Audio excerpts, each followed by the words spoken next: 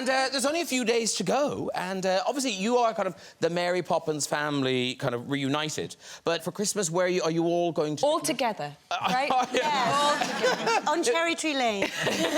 Is this the end of the Mary Poppins whirlwind now? Is this... Just about. Nearly. Yeah, almost. Now it belongs to the world. Right, yes. It must be weird after all this time, because when did you actually finish this film? May 2017. Well done. 2 years We ago. don't remember what happens in the movie. So it is a long time ago. Yes. And so is it nice to come back and see each other again? Or Yes. It actually is wonderful. It's the best. Oh, how nice. A happy Mary Poppins family. Yes.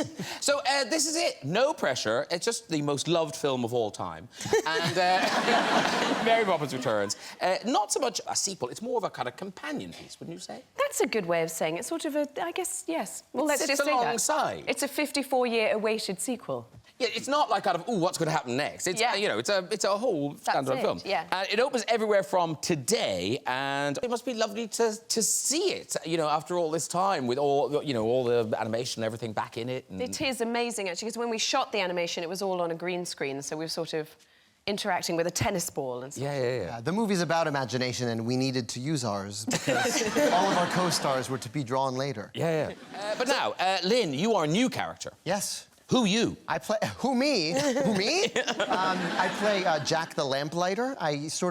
He's defined as he's an apprentice to Bert from the first film, but Bert has like 20 jobs in that first film, so it really could mean anything. He painted watercolors, he plays 12 instruments, you know, he flirts with Mary Poppins. So, you know, it could mean anything, but Jack sort of knows that Mary is magic, and he's the wingman. He plays the wingman position. And in this country, at least for as long as I can remember, people have had a sort of obsession about Dick Van Dyke's accent. I know, it's so good, right? It's amazing. I don't know how he nailed it, but were you aware of that? Did you know that we all... Yes. Okay. You know, Dick Van Dyke turned 93 years old last week. Wow. Dick Van Dyke. We are still talking about his accent in Mary Poppins, so I knew that whatever I did, it would be discussed for the rest of my life. I mean, and I don't think I'm giving anything away. I mean, he dances. Yeah. He does. He gets 3 rounds of applause in People this keep movie. asking if it's CGI. It's so mean. So to Dick Van ridiculous. Dyke. No, He is it's all that him. limber. You can't believe he's that lithe, but he is. And does he, I mean, did he kind of connect... I don't know what that was. I don't know what that was. But did he kind of connect you to the original? Was he kind of... Because for him, it must have been a kind of such an odd thing to be back in this world after Well, all I these think we all years. sat around like kids just wanting him to tell us about the original. I mean, he is just so... He is so instantly magical. It was very moving having him around, and he's so positive and so full of life, isn't he? Yeah, he's got that glint in his eye. Very That's special. very much what the movie's about. He's a little kid. And of course, there are lots of challenges in the film, like the flying is physically challenging. But Lynn, you had, it's more physically challenging than maybe it looks. Yeah. Yeah. You know, lamplighter's not the easiest job people have ever had. I mean, it's a lot of climbing ladders and riding very cumbersome bikes. There's one scene, you know, there's a lot of dancing and there's a lot of special effects in this movie, but my hardest scene was a scene where I light a lamp, put my lamplighter stick back in its holster on my bike, steal an apple from a cart, throw it to an orphan over my shoulder, all while singing in my Cockney accent, all in a single take on British cobblestone streets. And that 10 seconds is the hardest I've ever worked on. And Emily Mortimer, Yes. In this film, you faced 2 of your biggest fears, but at the same time. Yes. It was hell, singing. Oh, singing, yeah. Which I'm preternaturally scared of and terrible at. No, and you're not also, terrible at well, it. Rob Marshall helped me through my phobias of both, but I had to sing. I'm also very, very, very scared of heights, and I had to be suspended from a great height by a sort of small piece of rope off a crane above London while singing. And poor Lynn had to hold my hand for... And they were very sweaty. I became known as Mistress Clammy Hands.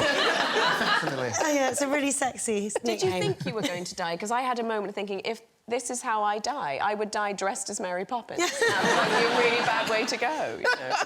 It really required a lot of acting, pretending to be overcome with joy at that moment. Was it your eldest son? He was on set. Yeah, he was on set. I brought him for every musical number, so he has a very skewed view of what his dad does for a living. He sees Big Ben and goes, "Daddy climbs that for work." But it was magical because he was 2 turning 3 when we were making this movie, and they're very formative sort of memories for him. And also the physical sets. It wasn't all CGI or anything. Oh, it was nearly all physical Yeah, sets. he was on Cherry Tree Lane. He was, you know, The on Big Ben, the big triple set. little light, fantastic. Yeah, little our kids lamp. sort of explored all that together. That was really magical. But you already must have been quite a cool dad because of your Disney associations. Yeah, I was a Moana dad for a while. Yeah, you wrote the music for Moana. Yeah. And, yeah. But the thing is, that's got to get you brownie points at home. It does, and that was his first movie, so it was a lot of "You're welcome" around the house. And you know, I mean, that's the kind of song you can only write for Dwayne "The Rock" Johnson because only he could get away with it, and you're like, what a charming man.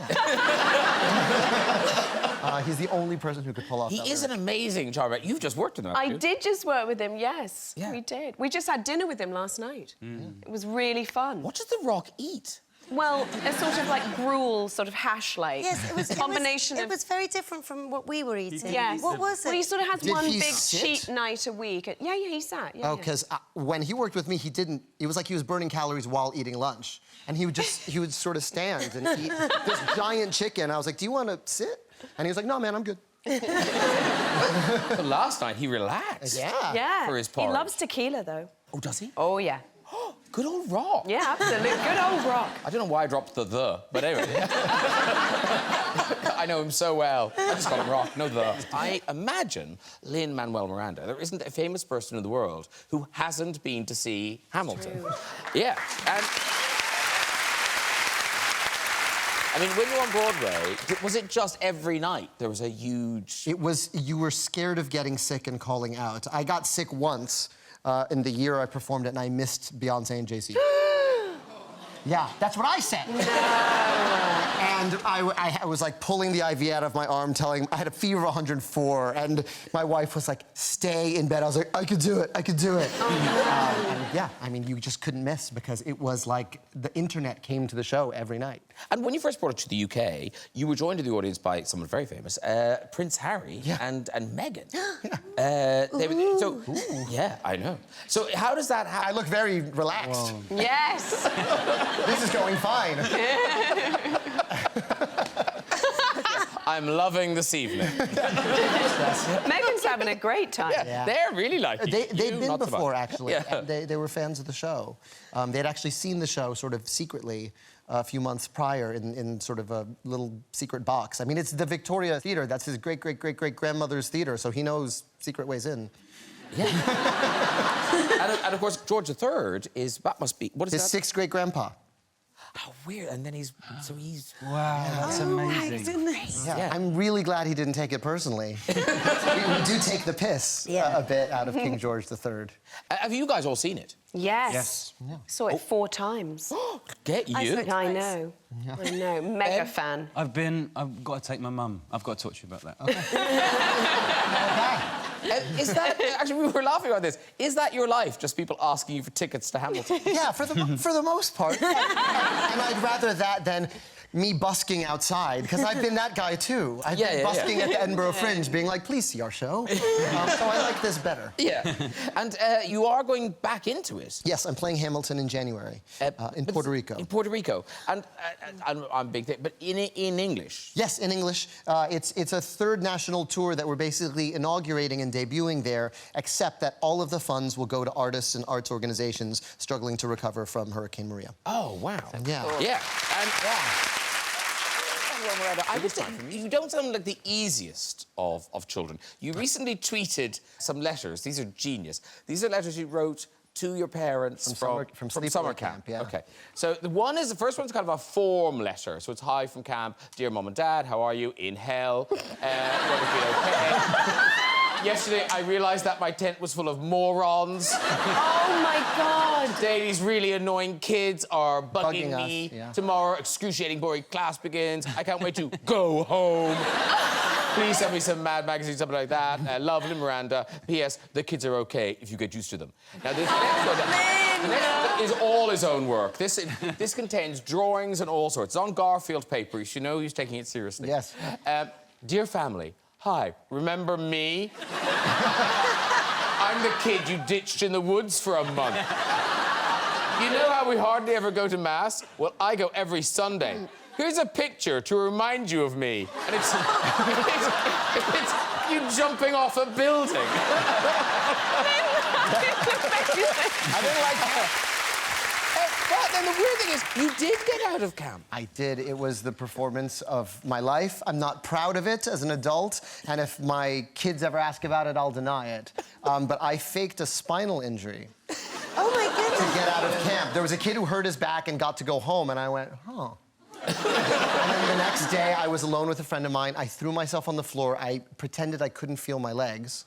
And I was rushed to the hospital. And I had to keep up this performance all summer. And I had a fake limp. And I had x-rays at Bellevue Hospital in New York City. But I went home. I got to go home. Yeah.